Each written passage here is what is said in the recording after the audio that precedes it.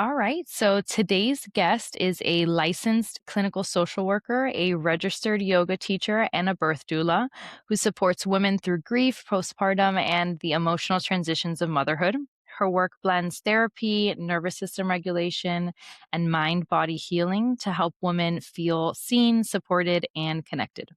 I am so excited for today's conversation. So, welcome, Amy. Hi, thanks for having me. I'm No, thank you here. so much for coming on. But for someone hearing about your work for the first time, what would you describe what you do kind of at the intersection of grief, motherhood, Yeah. and all the things? I think my clients would say that I'm really good at getting them to open up and cry. Like, I Such a just good have talent. right? I have that on people. My first job ever, I was 18 and I worked at Hallmark, and people would just come in for, all sorts of reasons, but sympathy cards, loss, anniversary, you name it, right? But I would get in a conversation with them and they would just start crying and opening up, and my mom's a social worker, and I knew by nature that I would sort of be following in her footsteps. But I guess that, and also at the intersection of it all, it's like holding this safe space for someone to help them see what they're not seeing in a loving, compassionate way. And also, if they are seeing it, helping them to navigate what they're experiencing and what they're going through. I I love the way, and I want to ask you because I'm gonna a little bit of background. My first job ever was at a yoga studio. So I worked front desk at a yoga studio. So I love yoga. So when I saw that you had your RYT, the 200 hours, I was like, oh my God, that's so cool. I always told myself I was gonna do that when I was working there. So I want to ask you, how does that come into play? Like the physical and also the emotional? Good question. I mean, certain poses that you'll get into will trigger different emotional memories, or emotions can come to the surface because they've been stored or suppressed in that area of the body that, maybe it's just an opportunity for you to feel, to be with. It brings you into the sensation. It connects you to the breath, to the mind, the body, the spirit, the heart. It creates this beautiful alchemy of mindfulness, mindful awareness of, like, your whole self. And yeah, I think that's one of the reasons why I'm so drawn to it, but it wasn't like what drew me to it, if that makes sense. I'm like, "Oh, yoga, cool poses, headstands, handstands, strength." And then it became this whole spiritual, psychological, emotional journey for me as well. I also see yoga as like almost a form of art, you know? And Yeah. it's almost like it you said it so beautifully when you were talking about alchemy, because I used to see that a lot. And even me, like it's just like you get to work through some of your stuff through movement and through Right. your breath work. And also like yoga really opened me up to the idea of being able to like sit with things. So, Mm. and I carry that a lot with myself now, like even just like emotions, like being able to sit with my anger, being able to sit with my grief, and like I think it's very powerful to be able to just sit in it, not try and fix it, but like just sit in it for a second and let yourself feel things. And so I love that. And I was so interested because to me, when I started reading about everything that you do, I was like, wow, I wonder how, like how she sees it, like how does she see the relationship between it all? So I love the way that you put that. Yeah. And so I wanted to ask you if there was like a specific moment or a memory or something that comes to mind when you realize like this is what I want to do and this is the gap that I want to fill for women. It was definitely after I had my daughter. I was grasping at my old identity pre-motherhood, and I even went back into work.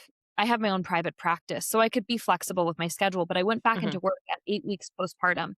And I my whole pregnancy, I swore I wouldn't go back for a long time.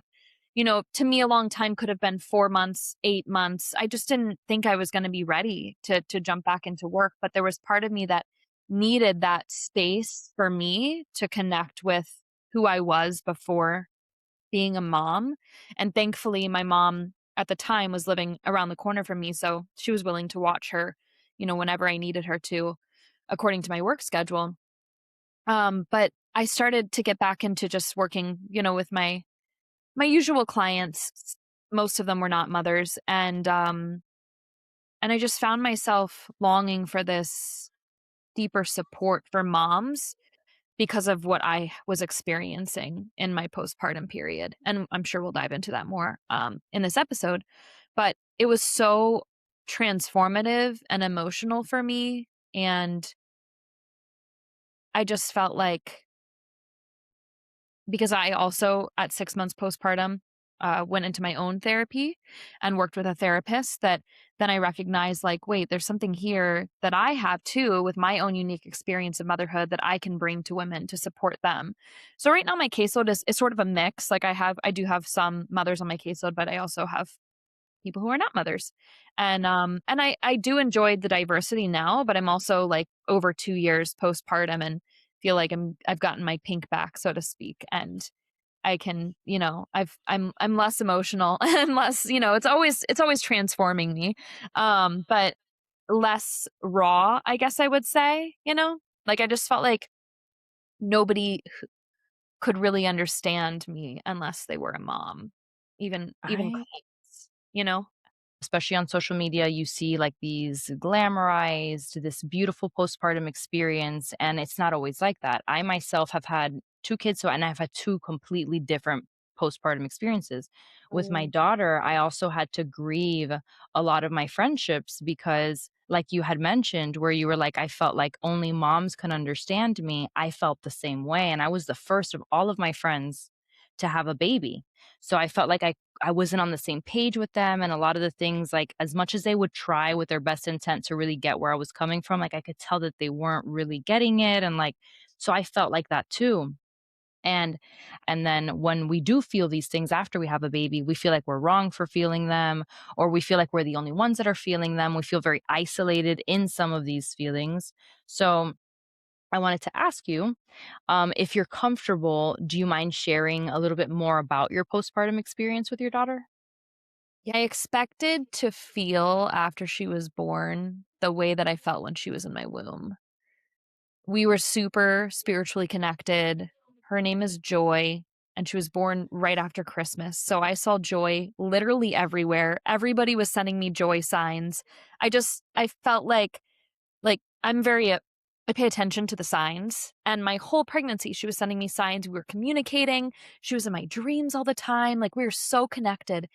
And then I birthed her and like I just felt like this connection change.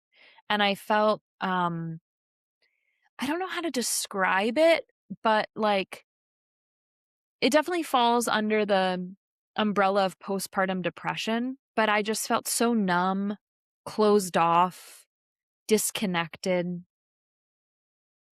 like lost. I felt like I couldn't attune to her. I had a really hard time co-regulating. She was also a really uh our pediatrician would say colicky. Our chiropractor said witching hour. She's just adjusting and adapting. And so she was a very high needs baby in terms of like very difficult to settle and soothe. I did not anticipate literally never not being able to hold her. Like I feel like I went from not being needed to being needed 24/7. And that was so life altering for me. And I also just felt so alone when my husband went back to work, even though my parents were around the corner. My friends were great. My husband and I shared a car. So he took the car to work, and then I was at home without transportation from 7 to 4:30 or 5 o'clock every day. So I had to rely on my parents. We lived near a Costco. So my like form of socialization and getting out was I would put her in a stroller and walk to Costco. I just felt like a shell, I guess is like the best way to describe it.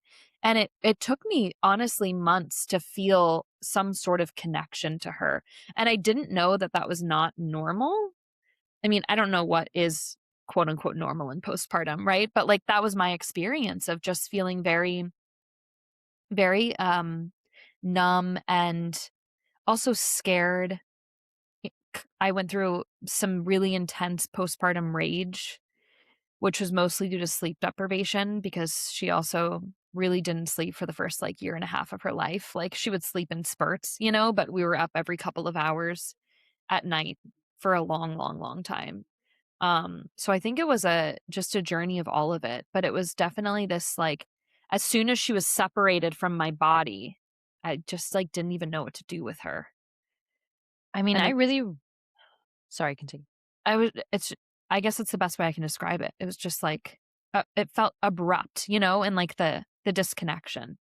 And then I felt guilty about that because 'cause I'm like, "Oh, shouldn't I be, like, loving this baby?" And it was difficult for me to attach. I guess that would be, yeah, which I am wondering if you can relate to, and at any capacity, and it's okay if not. I've had 2 completely different experiences because with my daughter, it's so strange. I was surrounded by family and friends, and with my son, I'm in a completely different state with people who I don't know, but I've had such a different experience, but whatever. My daughter, I also felt the same way. I felt like when she was in my belly, it was like I was able again, like when she's in your belly, I was able to feel every kick, so I felt so connected, every hiccup, like everything. I just felt really connected, and then I guess I maybe underestimated I was younger when I had her. I underestimated maybe what it took to really, like, take care of this baby around the clock and the responsibility and the shift that it was gonna make in my life, and I also Yes. didn't make enough, I think with my second time around, I made certain changes that would kind of allow me to work better when I did have a newborn, things that I wouldn't have known because I hadn't had one yet. And so when I did have my daughter, I was surrounded by my husband, my mom, my sister, and my mom had had 2 kids. My sister had helped practically raise me. My Mm, husband had a little brother that he practically helped raise too. So everybody kind of knew what they were doing. And I was the only one that was like, "I have no idea what the fuck I'm doing here."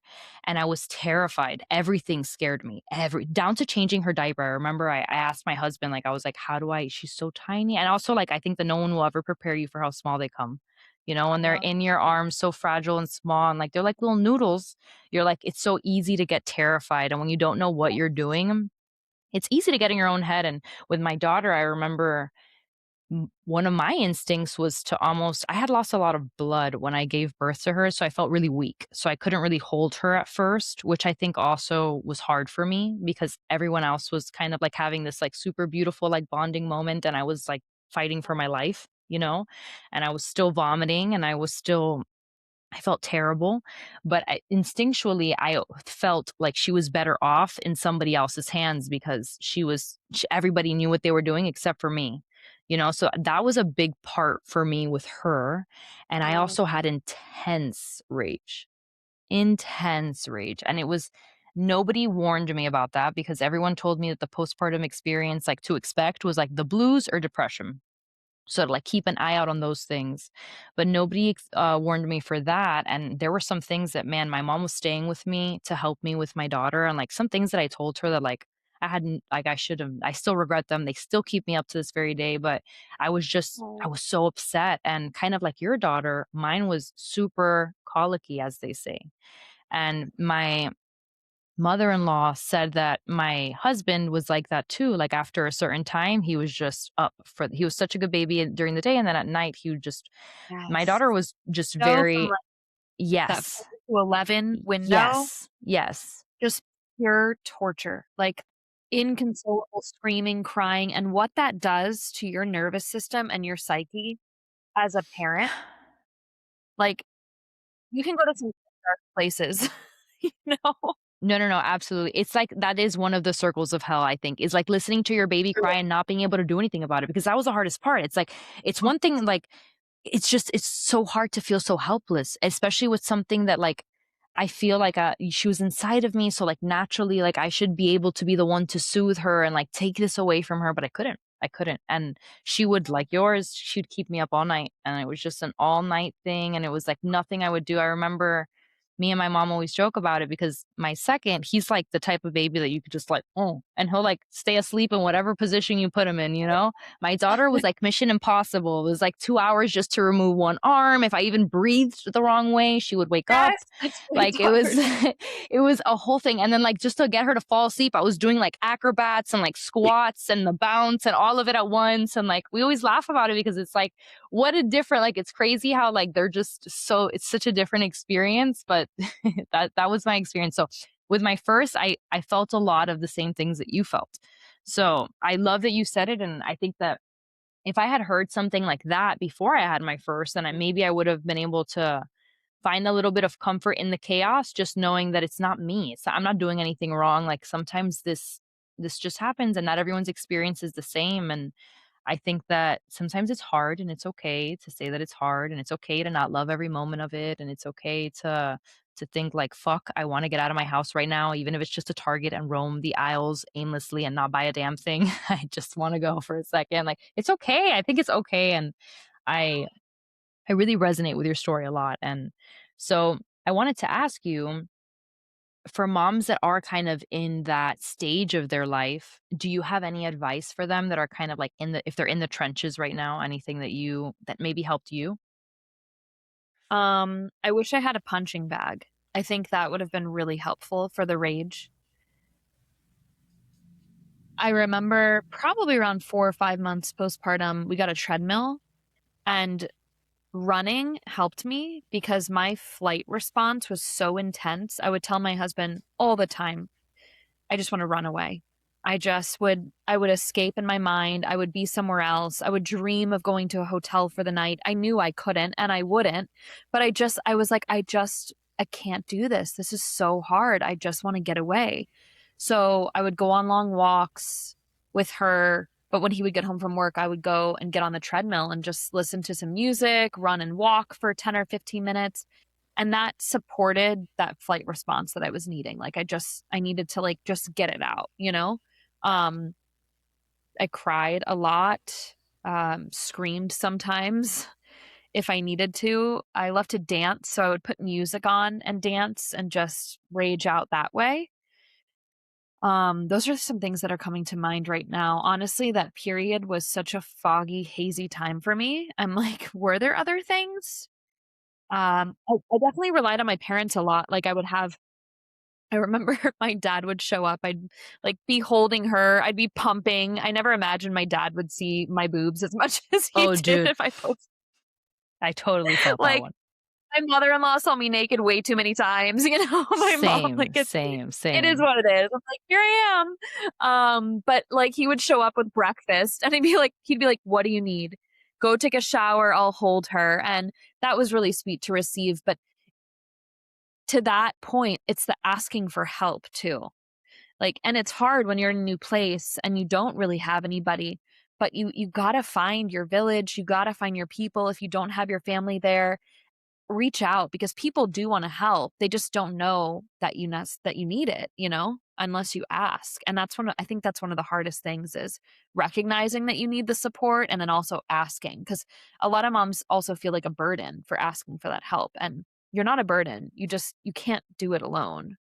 Yeah, absolutely. I love that you said that, and so true. I never thought that as many people would see my tits as they have ever since I had a kid.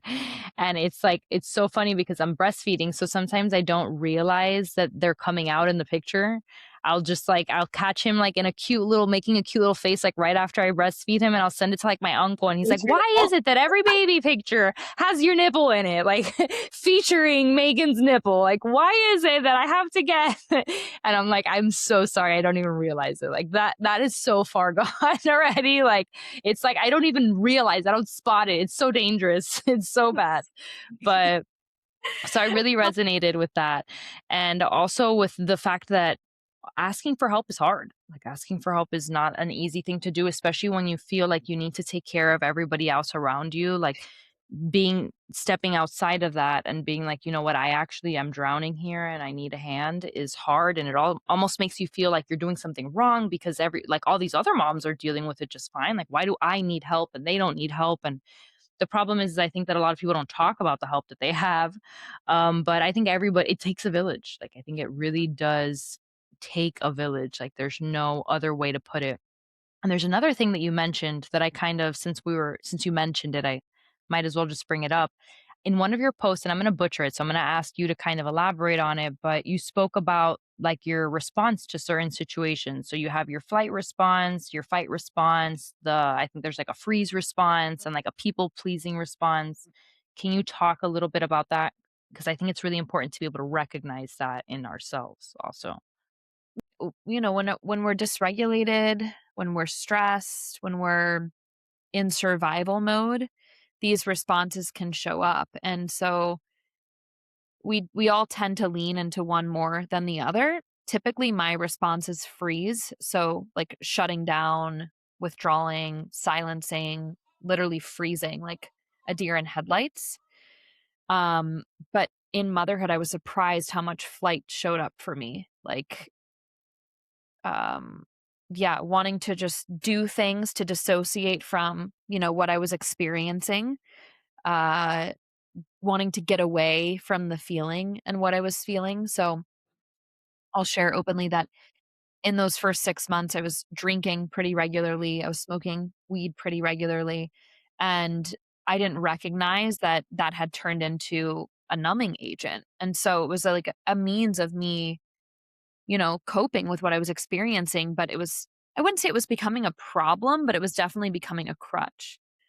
And I recognized it around, like, 4 or 5 months postpartum. I had a session with a friend who's a therapist, and she's certified in, NET. It's called neuro-emotional technique, and she picked up on what was happening, and I was like, "Oh my gosh, yeah, this is really probably affecting me more than I realize." And that's when I decided to start therapy and also shift my relationship with substance again for, like, the 10th time in my life. I felt that. Yeah, right? But it was good. It's like I needed that. I started to bring in some healthier coping mechanisms. The fight response can look like, feeling like you're ready to fight all the time, like looking like maybe that's where the rage comes in too, right? Like there's this intense rage that then erupts into an outward burst of anger, or sometimes it can be turned inward as well. Like the rage doesn't know where to go. So it's almost like you're in a fight with yourself too. Um, and then the fawn, that people pleasing response that can show up as, you know, not wanting to ask for help because not wanting to be a burden to people, or saying yes and committing to something that is actually a no for you, but you want to make that other person happy. So you just agree to do the thing. That shifted a lot for me in motherhood, like, as far as boundaries go, because I really didn't have capacity for a lot, right? And even when I would say yes to things and I would be on my way and my daughter would fall asleep in the car, I'm like, "Okay, well, Yeah.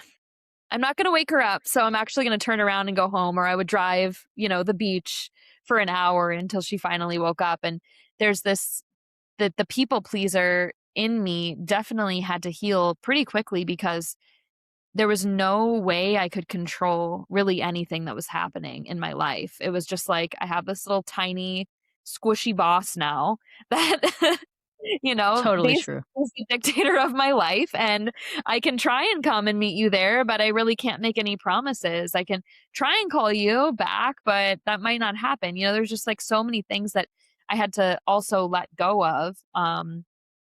Yeah, in terms of how I was showing up in life and in relationships. And that's where friendships started to change too. Like, I thought that I was still doing a good job as a friend, but one of my friends told me I wasn't, and how much I had changed since becoming a mother. And I'm like, well, of course I've changed. This is the most life-changing experience I've ever gone through. And I think some people can meet moms with compassion, and others who maybe don't have kids, are not in relationships. They have a difficult time with the changes that happen. It's so true, and I think that, like, the whole people pleasing thing, I also did a lot, before I had kids, and then for me, it was also, like, I didn't have a capacity in the sense where, like, I just no longer like, I was kind of, like, very, like, it made me very cold in the sense where I was like, I only have the ability to give a shit, for lack of a better term, about so much. You know what I mean? And my plate is full here because I have a whole human to take care of, a whole house to take care of. Like there's myself to take care of, which I also have to pencil in somewhere, and like I have to care for my relationship with my spouse as well. Like there's so much going on to having a family that I think a lot of people who don't have families or like aren't thinking about that aspect that they don't really consider. And it's difficult to kind of put on those boundaries or to even just kind of stop paying it too much mind, like to because it's so easy to be like, oh my God, but like they've been my friend for 10 years and like I'm not showing up for them. Like maybe they're right. Like I haven't been a good friend to them. I haven't been answering all their calls. But it's important to also realize like you can only do so much and like to kind of give yourself grace and to set Totally. realistic expectations. Exactly. Yeah. I think that that's a hard one. And so I also wanted to talk to you about the identity shift. So Whoa. you describe motherhood as something that reshapes you. And so, what has been the biggest identity shift that you see either you have struggled with the most or that you see women struggle with the most? For me personally, it was the being needed 24/7 and not being able to really get a break. Even when I was showering, if she's not crying, I would hear phantom crying happening. And there's this song by Brandy Carlisle that I love to reference called The Mother. In the first line of the song, she says, "Welcome to the end of being alone inside your mind." And it's so true because even if you do go on that Target run where you need to wander the aisles, You're still watching the baby camera. you're still plugged in some yeah, in some capacity. If you're not watching, then you're thinking, they're always at the forefront of your mind no matter what. And it's funny because my husband and I will go on dates occasionally and we're like, what do we even talk about? Because like she's not here and we're so used to, having her here. And so that's a big identity shift too, is how much your relationship changes because you're so used to each other being at the forefront of your life. And now you have this little human to take care of and they become the forefront of your life. And so, trying to stay connected in your relationship and remember who you were as a couple before, but also honoring the evolution of who you've become as parents. That's a massive identity shift. I see some women who were working full time and decided to go on maternity leave and then recognize, actually, I don't ever want to go back to work again. This is my life's most important work that I could ever do. And so, they fully dive into motherhood, which I think is just beautiful. And others who maybe weren't working and become mothers and then decide, oh, actually, like this is way too much for me. I would like to get back to work to have some sort of balance in my life because I don't think I can be, mom full time all the time. And there's just so many different shifts that can happen. That's just a few that I've witnessed. I'm curious if there were any identity shifts that came up for you that you struggled with. Yeah, totally. I would say that the hardest one was the whole thing of just being mom. Like, because before I was so many other things. I was Megan the nurse, Megan I was a sister, I was a friend, I was really into art. I was, the person you would call to make you laugh or you would vent to, and then when I had a baby, I was just mom. Like, Mhm. quickly, everything just kind of nothing else really fell into place or nothing else really mattered, and I really honed in on being a mom, and then it was about like 3 months in that I was like, I kind of forgot parts of myself and I was like, "Oh my god, like I used to love to do this." And part of me was it was hard to even do those things because I had a newborn and sometimes like you just can't get out of the house as much, like I can't and I also don't have I can't sometimes people don't feel comfortable venting if there's a yelling baby in the background, it might be distracting for them, understandably so, so I might not be that person anymore or whatever it might be, but that one was hard for me, was just the fact that I had to, like, almost find outlets to feel like me again, like, I had to, like and then I would see certain people and I would be like, "Oh, like, I feel like me again," like, I feel like I did before, like, this whole shift happened. That was hard for me because it wasn't like I just felt like that every day before, and I was just doing my thing, and I was me.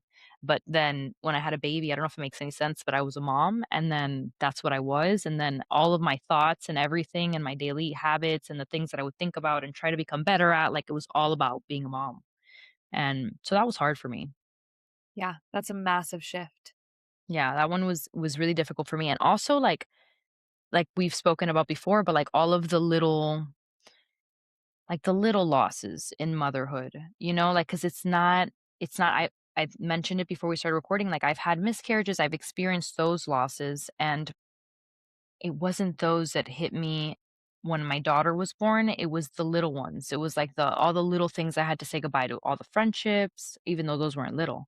Like all the friendships, all I was breastfeeding, so there was a lot of foods I couldn't even touch anymore because we were trying to like assess what was making her so gassy for whatever reason.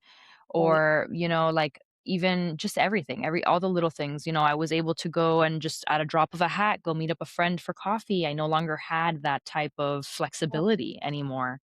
And so there was a lot of little things. And also, like, when she grew out of her newborn clothes, and I was like, oh my God, I'm going to have to pack this up. She's never going to fit in it again. Like, all of those things. And like when she started to crawl, and I'm like, oh my God, like she's no longer like she's able to roll now. And although it's like something to celebrate, it's also something that's like a new era. So you have to like close the chapter before it to enter the Exactly. new one.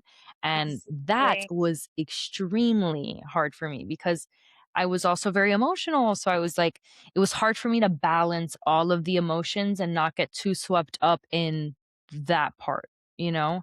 And sometimes I would get lost in it and not enjoy like she just rolled over, like celebrate, you know what I mean? Yeah. So that was really, really hard for me. And I know that you've talked about it, so I'm curious to pick your brain about that and to kind of like, is there anything that you've noticed in your experience or anything that you see that women are grieving that they might not even realize through motherhood? And Yeah. One of my clients who's a mom shares that motherhood is a constant string of goodbyes.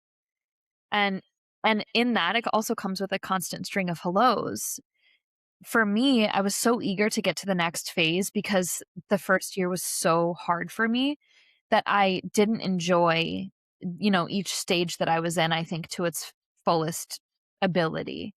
And there are moments that I wish I could go back to that, but I also know I was just doing the best that I could at the time with navigating being a mom for the first time and all the newness that comes with that, and how much I just didn't know and how much I was learning and unlearning every day. I was becoming and also simultaneously unbecoming, and there was grief in that. There's like this unraveling of the self that I've noticed tends to happen in motherhood, and you were just sort of speaking to that too, right? Because like who you were, it is like there's almost no room for that in who you're becoming as a mother, because like motherhood, your child is at the forefront of every thought, every decision, every action. You had to give up so much. As you were sharing that, I was thinking, I used to go to the sunrise all the time before I became a mom. And in the last two, now I live in North Carolina, but when we were in Florida in the last 2 years, I went to the sunrise one time the whole time because I couldn't get away that early in the morning. God forbid she wakes up and needs me. One of my biggest griefs as a mom is when I weaned her from breastfeeding at age 2. don't even talk to me about that. That one, I I'm currently breastfeeding and I'm dreading it. I'm like, babe, I can't. And I'm only 4 months in and I'm like, I don't even want to think about the day. There's something so it was the most heartbreaking, grief-stricken experience of my life. Like, I have experienced a lot of grief. I've also had miscarriages. I've had grandparents die, I've lost jobs and friendships and relationships, and that was like I did it for reasons I can share outside of this episode, but it I don't think I was fully ready, and I know she wasn't ready. She still asks for it all the time. But I just knew that I had to do it, and it was so heartbreaking. Oh my God. Like I cried, she cried.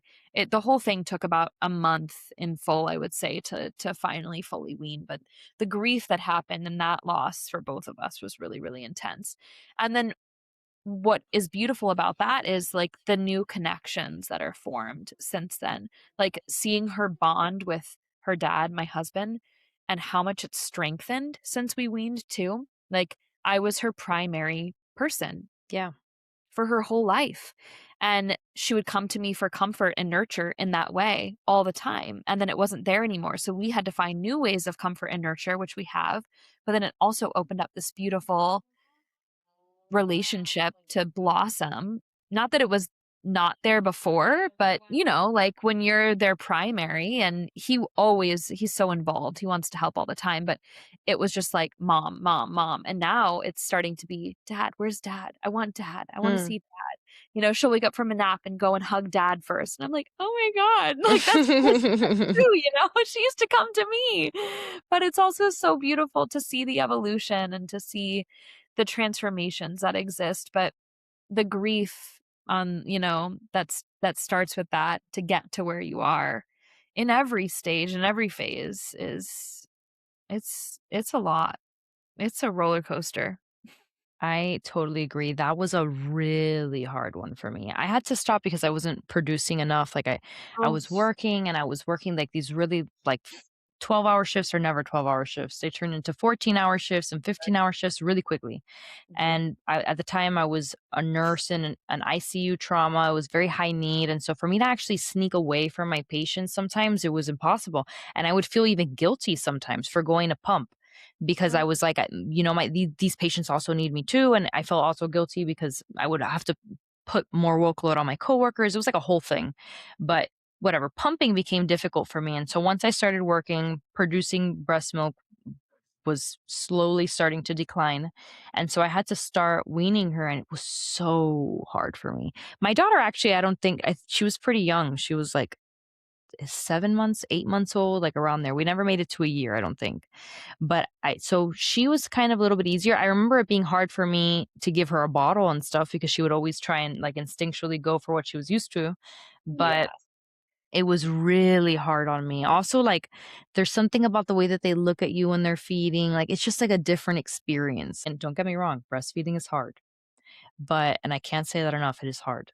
Very, very hard, and it is a commitment, and it's a job, and it's something that you have to really be kind of, like, all in for, but it is Oh, so beautiful. I love it so much. I think it's one of my favorite parts about motherhood is being able to breastfeed. It's such a beautiful, like, experience, and, like, the connection you guys make when you're breastfeeding, it's like I don't even know how to describe it, but it's breastfeeding for me is I'm dreading it for my second one. I'm gonna try and keep it up as long as possible because I love to breastfeed, even as hard as it is, but like you were saying, I also saw some beautiful things come out of it too. I grew up also as a mom because I would use breastfeeding as a crutch. So I was like, "You're crying?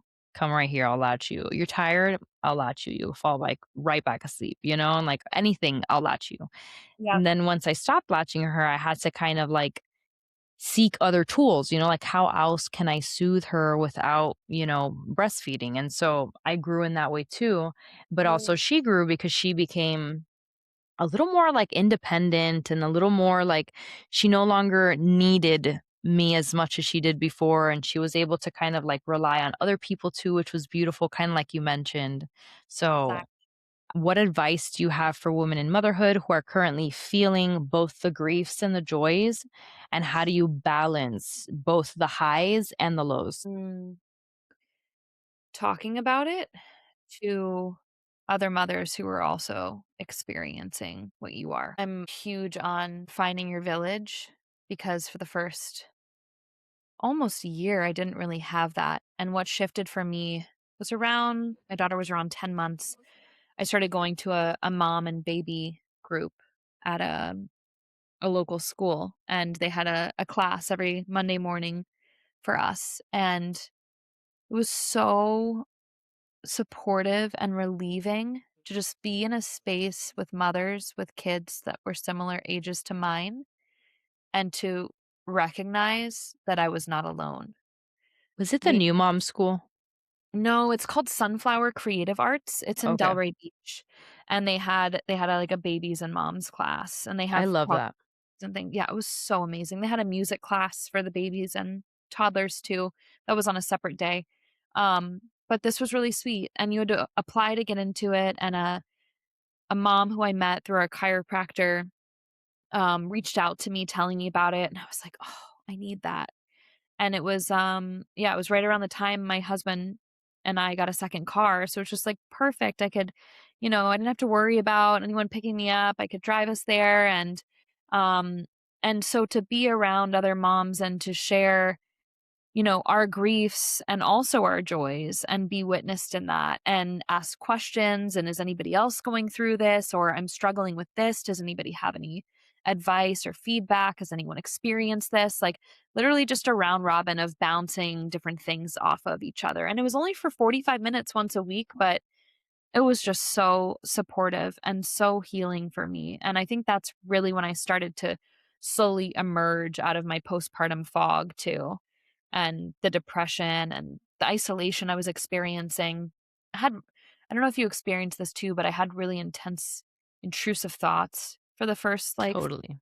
yeah, half of her life, and, yeah, it's just so many things that you think you're alone in it, and then you get around other parents and you're like, "Oh, you too? Oh, thank God. Okay, what worked for you?" Yeah. Or your baby's experiencing this too? Oh, okay. So I'm not alone. But I Yeah, really think that there's so much power in just knowing you're not alone. So, like, even that's that here in Vegas, we have something, which is why I asked, we had something called the New Mom School, and it's kind of similar to that, where it's true. like they do classes where they like get moms to come together with kids that are in the similar age range. And then you just kind of have like open forum discussion. You guys could just talk, and they have coffee and bagels, and they have like, you get to just eat and just have your kid also like hang out with other kids similar age, and you get to socialize with new moms. And I think they're it's so powerful to heal through community, because I think that sometimes that's what we need. And like as humans, we need that connection. And sometimes we're trying to instinctually, or not instinctually, but it's easier to isolate when we feel like some of these things, because like that was my instinction. I mean, my instinct, it was to just kind of like shut everybody out. And even though I was surrounded by friends and family, I wouldn't invite anybody over. If they tried to come over, I would ignore all their calls.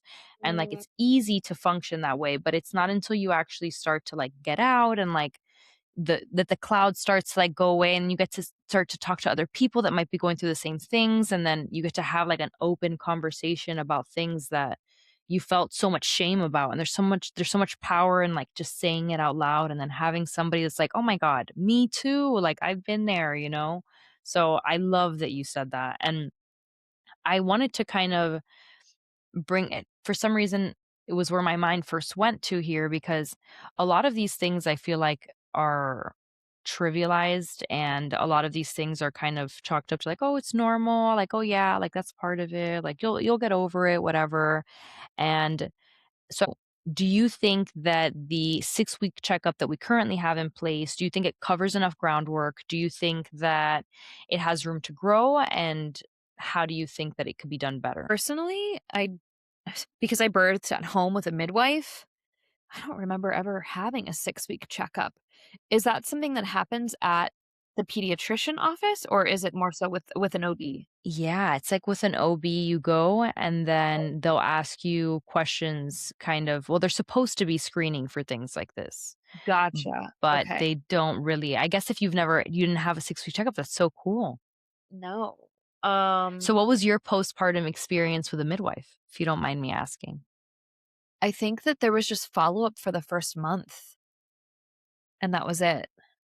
And there were she had mom groups there, but I remember it being just for those who were pregnant. Um, my doula, though, came to the house, I would say, every couple of weeks for the first couple of months, and that That's was supportive. awesome. Yeah, she's who helped me really get in the flow of breastfeeding with my daughter because I was trying to force this connection, and she was just like, "Just let you guys just experience this dance together." And I'm like, "Oh, when you say it like that, it's like so flowy and fluid, you know?" And I think I was trying to approach it from this like masculine place at first of like, wanting to do this perfectly and to force this connection and to make the thing happen. And like there's a time and a place for that, but I needed to just learn how to soften and attune and regulate. Um but as it relates to the 6-week checkup, yeah, I don't recall that ever happening. I do recall when I took my daughter to her 4-month appointment at our pediatrician's office, they gave me a some sort of mental health assessment sheet, and I guarantee you that if somebody were to actually look at that and read it, they would have been like, "Oh, this girl is really depressed. We need to help her." But there was no follow-up to that at all. So I'm curious with the 6-week checkup, like if somebody were to check the boxes and it were to flag as anxiety, depression, whatever else, what kind of follow-up is there? What kind of support is offered, if you know? Well, So that that's I think part of the problem is that I think Okay. that it kind of ends there. It's kind of like and I think that a lot of the times, to be fair, I guess it's not really to put I guess we can't put the blame on the providers. Because a lot of the times, to be fair, since it's given as a questionnaire, a lot of the people lie. So, it's not until you actually if it's not unless you actually ask, "So how are you feeling? Like, how are you actually feeling today? Like, did you sleep? Like, are you eating? Are you going to the bathroom? Are you checking off, like, your needs?" Like, it's not until you have that conversation that you can actually, for a lot of women, gauge whether they're really in that state of mind or not. Because a lot of the times I feel like people lie because then it's like, what next? Like, what happens next? Do they take my baby away? Are they gonna think that I'm a bad mom? Are they gonna send DCF to my house? Like, what is next? And I think that that conversation is also lacking as well. It's like, Mm, what happens if I do confess that I'm having these feelings and I do try and seek help? What does help look like? So is that something that you can kind of speak based off of your experience? Like, was there a point in time where you did seek out for help, and what did that help look like for you? yeah, around 6 months I did, but I'm thinking about 6 weeks, I'm like, "You're still so fresh?" But okay, so that's my point. Yeah, I thought that that's also because, like, my beef with it is that it's like at 6 weeks, you're like, I don't even know where the hell I am. I don't even realize it's been 6 weeks. I think it's been like 2 days. It's been one endless thing for Right. me. But Like, what if we followed up with mothers and checked in at, like, 6 months, yeah, a year and a half, 2 years, Like, some people don't experience postpartum symptoms until a year and a half later, totally. and there's so many hormonal shifts that happen throughout the postpartum experience. There's lots of dips and crashes, and, I mean, it just feels so unfair to just say, "Here's this form at 6 weeks, and okay, Bye. she's things fine, so bye." Yeah, like, even if the mother did lie, I feel like there should be an opportunity for resources and referrals to be shared at the appointment, like support groups or mother circles or therapists or, like the list goes on to help connect mothers to spaces where they can get that connection and that support and feel less alone, whether they're truthful on the assessment or not. No, I completely agree. I completely agree. And I think Wow. that the That's pretty lack much of follow up, yeah, the lack of follow up, I think that is huge because a lot of people struggle with postpartum symptoms or whatever their experience might be postpartum over a year. exactly, So exactly. I Yeah, think that we definitely missed the mark, and it's very apparent in the way that a lot of moms unfortunately experience motherhood and like matrescence. And I might be butchering the way that that's pronounced, but it's not easy for a lot of us. And I think the systems that we have in totally. place don't really make it easy for us. And even when we are struggling, it almost feels like the system we have in place is just trying to like check off a box for somebody else, and it's not really there to support the mom. Yeah, I would agree with that. And I'm just thinking about my own experience, at 6 months, and then again, like, 9 to 11 months was really hard for me because we were going through another regression, and I remember I had a panic attack in the middle of the night around, like, 10 or 11 months because I was burnt out, I was so sleep deprived, and I just couldn't do it anymore, and I think I needed to have that because it felt like a really necessary release that happened for me when I had that experience, but it's like, imagine if we had that support, for a mom who doesn't have the tools like I do or the connections, the resources, the awareness. Like, I get, why, unfortunately, babies are harmed because of mental health reasons. Yeah. Like, I'm not, saying that, I'm not harm yeah, it's not right, your but child. it's Yeah, no, it's not right, but, like, I some was in people some are just pushed. Yeah, places, yeah, that I would absolutely never, but I could see how people could be driven to, you know? absolutely. Yeah. violence because of how unwell they You are. And become yeah, no, and sleep deprivation alone, I think that a lot of people um, don't factor that into the equation, where they don't account for how deeply sleep deprivation affects you. It will completely alter you as a person, and it will make you think things that you would have never otherwise thought, but yeah. it's really, really hard, and that's why another thing that I always say, which I so you're also becoming a doula, or you've become a doula, correct? You are officially a doula? Yes. Yeah. Okay, so I love doulas. I've never had the pleasure of using a doula, Oh, but I've read so much statistics on the positive impact that they have in birth, but also postpartum doulas, I think are like game changer. I think that instead of putting the $2,000 vibrating bassinet or whatever on your registry, you should put a little like doula fund, a postpartum doula fund, because I cannot tell you enough how much of a like, how much of workload would have been taken off my back, even if it's just to have somebody there to talk to that's held other women, that has been in that space before. I feel like that is so, so, so, so powerful, and also, like, having someone to kind of anticipate what's needed, sometimes, especially when it's your first baby, both you and your partner, that's hard, like, when second time comes around, you've done it before, so you kind of remember some things that maybe had made things easier, or you think to yourself like, if I would have done this, it would have been like this or whatever, and so you have that knowledge. But as a first time parent, I think that having a postpartum doula is like almost essential, and I think that it would really help with women's postpartum experience, because they can help with those night feeds, and they can help so that mom and dad can get some uninterrupted sleep, which I think is monumental. And so I wanted to ask you, um, what do you think like the biggest or the best way to support a mom in postpartum would be? bring them food. I love Cook, that. cook for them. Feed Feed them. them. Feed them. Totally, Yeah. totally feed them. One of my friends of 20 years, she lives in Central Florida, so when we were in South Florida, she drove down, stayed with us for probably 4 or 5 days, brought a massive cooler of food and cooked for us the entire time. Like, all I had to do was just sit on the couch and breastfeed my daughter, and I had breakfast hand delivered to me, coffee made for me, and that was around 4 weeks postpartum, and it was so helpful because I didn't have to think about that. Like, I didn't have to think about how am I gonna feed myself? When am I gonna feed myself? What am I gonna make? That's another thing. I had such intense decision fatigue.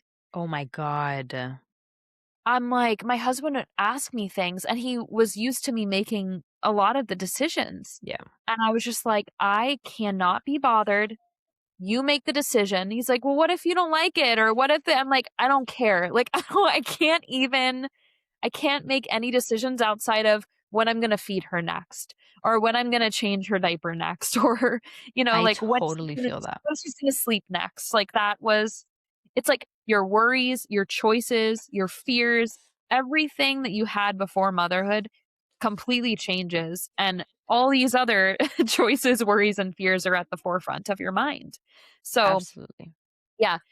For me, it would be feed the mother, make sure she's drinking enough water, make sure she's getting out and going out into the sun, for even just 10 minutes a day. Like, taking a shower, like a doula could maybe hold the baby while mom is showering. But really take care of the mother, rub her feet, maybe even help bathe her, draw a bath for her. I remember there was this masseuse that I was seeing in postpartum, and she's from Africa, and she was telling me about the village mentality in Africa, that for the first year that a baby is born, the mother's only job is to care for the baby, and everybody else in the village cares for the mother. So she said the mother gets a bath from the other woman twice a day. She gets a massage from the other woman every single day. There's a woman that's responsible for cooking for her, cleaning for her, doing her laundry. Like, literally every single task and like self-care thing that you could imagine is taken care of by the other woman in the village. And That's I was like, amazing. that's so beautiful, and also that enrages the fuck out of me because that's what's possible, and here we are in No, America. I was gonna say, that's Almost what's possible, and in a country, a third world country, and we're here in America, like, and look at what our standards are. yeah, That's it's insane. really It's yeah, insane, but it's very cultural too. it I think it's a is. very big cultural thing. It I think is. that that is beautiful though, because that's truly the way it should be. Should That's so be. gorgeous. That's so No, beautiful. it's I like, wish oh, I had. I I think wish I wish everybody had that, you know what I mean? I think my problem was also that I didn't allow it. I really tried to isolate myself from everybody, and I was yeah, also part of me was embarrassed for feeling some of the things that I was feeling. I was also embarrassed. I was like that person that liked to have everything very clean, and then everything same. was not very clean. And Yep. I was embarrassed by having guests over for that reason as well, because I was like, "This is not me," so out of my character that I don't Oh, want them to see me like this, you know? And so yeah, it's very exposing, yes.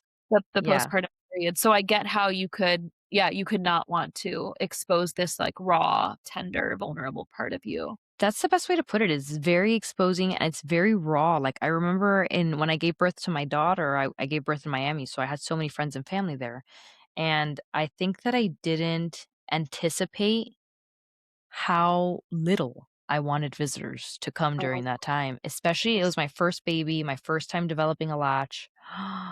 Oh my god, it was so terrible. I was tired of having my family come in and then having, like, people that, like, some of my family members, like, have never had kids and never breastfed, and they're like, "Oh, you're doing it wrong. You're supposed to do it like X, Y, and Z," and it's like, "How do you know?" And then it's, like, just a frustration where it's like, it's just so much going on where it's like, I think I didn't realize that, how overwhelming it would be at first, and to kind of maybe set some boundaries. I wish I would have done that at first too.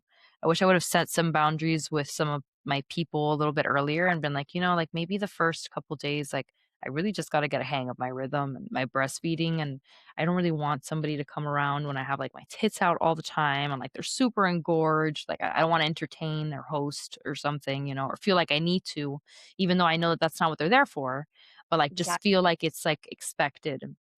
I think that that was also, a big one for me too. And I also wanted to talk to you about, because you mentioned food, and so how is nutrition so important for postpartum and mental health? Mm. For me, I notice my blood sugar dropping, and that makes me unwell. Like the term hangry, you know? Yes. Even if my body isn't necessarily registering as hungry, I'm like, "Oh my god, I feel like I'm dropping into this, moody space and I need a snack or I need to eat something." And if you're a breastfeeding mom, you're you're outputting all of this energy, all day and all night long through your breast milk. And so it's even more crucial to nourish yourself with like 3 to 4 meals a day, snacks in between, lots and lots of water, foods that nourish your blood because blood turns into breast milk, and so you wanna really focus on that. But really just for your whole well-being, feeling nourished, supported in that way by food, I've noticed can be a game changer. Eating a meal before you drink coffee in the morning can really help as well. Um, but the water piece is so big too, because staying hydrated can affect And I all of the think I totally agree, and I think that, just to go back on something that you had mentioned earlier, I think that the decision fatigue is so real for moms that it almost becomes like another task to decide, like, when am I gonna eat or what am I gonna eat, and exactly. it's so much, you only have so much capacity, and then once you've hit your limit, the first thing to go sometimes are your basic needs, like feeding yourself, hydrating yourself, going to the bathroom. I can't tell you, when I had my daughter, there were times where I was like, it had been at least 12 hours where I had just been sitting in a spot and I just didn't go to the bathroom. And it wasn't until my husband finished his shift that I was like, "Oh my god, I've spent an entire day without peeing." And then it's like, it's concerning, you know what I mean? And it's like, Yeah, but sometimes you don't realize it until you get to that point where you're just kind of shoving all of your needs down to the bottom, even exactly. like feeding yourself, which is why I love that you said, like, "Oh my god, just bring her a meal or something," because Yeah, even if she tells you, like, "No, I'm not hungry," like, I promise you, the yeah, food will get eaten at some point in time. exactly. So, And the I other love that. like, don't ask the mom. Just say, "Hey, I'm doing it. I'm dropping this off right now." Or at 12, like, I would have, "Hey, at 12 o'clock, there's gonna be a delivery at your door." Like, DoorDash is dropping off food. I'm like, "Oh my god, thank you." And we had a meal train. I don't know if you're familiar with that, but I would Yeah, also highly recommend that to anybody who's listening, because people can set up times to have food dropped off, or if you're open to visitors, they can bring the food over. But also in meal train, people can donate money and they can donate gift cards. So we got a lot of like Uber Eats, DoorDash gift cards to different restaurants. And that was so helpful because my husband could go pick up food or we could have it delivered right to our door. But people would drop off meals. We did a lot of freezer prep meals before too. So we had food to where we didn't really have to think about it. But also, yeah, just like having just being open to receiving through that period in whatever way that looks like, whether it's from a doula, whether it's from a family member, a friend. And meal train is great because people don't have to live there to have the food dropped off. Like they can just pick the time and they could be in another state and have it delivered. So that's really nice too. I love that. The military does that. So once any Oh, military member, they have a baby, they'll set up the meal okay. train for you, and then they just, like, take it from there, and then every day, It's like, for a certain amount of time, you get food dropped off, which is great. So I love wow. that. The meal Love train is totally, totally, totally amazing. that. And I kinda wanted to take it back, to kind of finish off the episode. I do have some signature questions I'm gonna ask you after, but earlier in the episode, we talked about how early in your postpartum experience, you were drinking and you were having some substance abuse. To me, so I'm obsessed with the concept of having tools, like having a toolbox of tools that you can use to help navigate whatever emotion you might be feeling. So if it's anger, if it's stress, or whatever it is. And so I see a lot of women using alcohol or substance as a tool to kind of, whether it's to escape or whether it is to kind of feel less of whatever they're feeling. And so I want to ask you if there's any tools that you have in your toolbox now that you refer to, that you use, that kind of could maybe help other women who are navigating some tough parts of their life. Yeah, great question. For me, right now, it's journaling and meditation. I love the app Insight Timer. It has thousands of free meditations that you can listen to, and you can type in anything that you're experiencing, and there's a meditation for that. And it could be 5, 10 minutes, and it's guided. So you just sit and listen, and that helps me tremendously. Um, and journaling, like just free form writing what I'm feeling. It helps me process what I'm experiencing or what I'm going through. Getting out the thoughts from pen to paper can be really cathartic, and so I find that to be really supportive as well. I love that, and I think that also when you're writing things out, it also takes away some of the feeling of judgment when you're trying to talk it out to other people, even if it's a therapist or, your friend of 10 years, it doesn't matter. Sometimes you still feel like you might be judged, and writing it out is very cathartic, and you kind of feel like you've released, but it's yours, and you've written it out, but it's still yours, and you get to be, like, as raw and as vulnerable as you wanna be without feeling any sort of way about it, so it kind of really lets you just experience everything, so I love that. Yeah, Um, just dump it without the judgment. yeah, Totally. I love that. So I always like to finish off every episode with a couple of signature questions. So my first signature question would be, what is a book that completely changed your life? You Can Heal Your Life by Louise Hay. I've never heard of it. Oh my gosh, it's so good. I have a book to recommend for you, by the way. I don't know if you've already read it, but in our conversation, you mentioned something, and I was like, "Oh, she would love this book. I have to mention it." So I'm gonna mention it. Have you read The Alchemist? Yes. Yeah. Okay, okay, because It's you had talked about signs and reading the signs, and I was like, "Oh my god, that book is amazing." okay, speaking of signs, the other book that changed my life is Signs by Laura Lynn Jackson. So That one I've heard of. oh, so good. She's a medium, and so she talks about ways to connect with your loved ones that have passed through Mhm. signs send you. You Can Heal Your Life by Louise Hay. She talks about the emotional and mental root causes of physical manifestations. So, physical diagnoses, physical symptoms. Her belief is that there's always a deeper cause to them. So, she has a whole list that you can look at and reference, and then she has affirmations to support that from that like emotional root cause. But her book, it's really insightful and really powerful. I will totally take a listen to both of those. I'm an audiobook girl right now because I have Oh, so much perfect. going on that so I will take a listen to both of them. Signs I've Awesome. heard a lot about, so I think that that one might be my next one because it's been recommended to me pretty Yeah, frequently. I think you'll love it. Yeah, so I'm okay, my next question would be, if people could take away one thing from the conversation, what would you want them to take away? Mm. That you're not alone, that I there's love that. another mother up in the night, rocking her baby, singing to her baby, feeling all the feels. Like she's right there with you and you're not alone.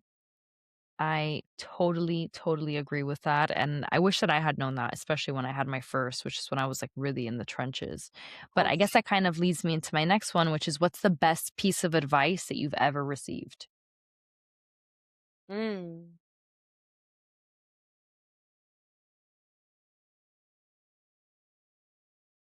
Honestly, what is coming to mind is during my labor, my doula kept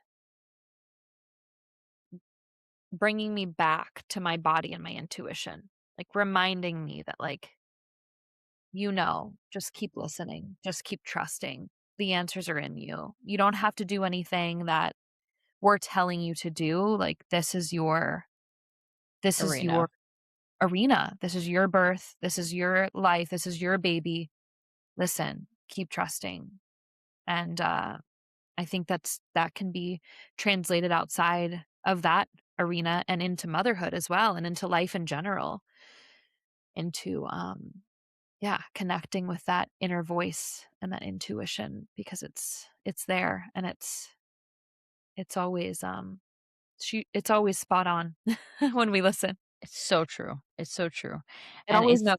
it's so true, and I think that I had somebody told me one time where it was like, "Oh, don't let like, only mother how" I'm gonna butcher it, but it's like, "Only mother how you wanna mother, don't let other people influence the way that you mother," you know? Like, so if you would handle things a certain way at home, just because you're at, like, an airport and everyone's staring at you, doesn't mean you have to act a different way, you know? Like, mother the way that you would mother regardless if everyone's staring or not, regardless of what they think or not.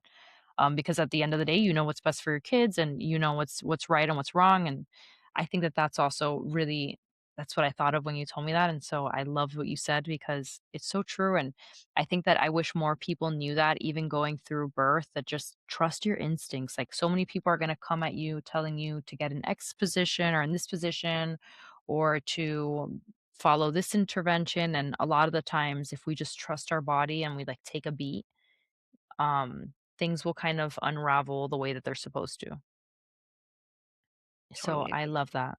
But so those are all my questions for today. It was such a pleasure chatting with you today. I wanted to thank you for taking the time to come on and speak with me. And I loved all the conversations that we had. So it was such a pleasure having you on today.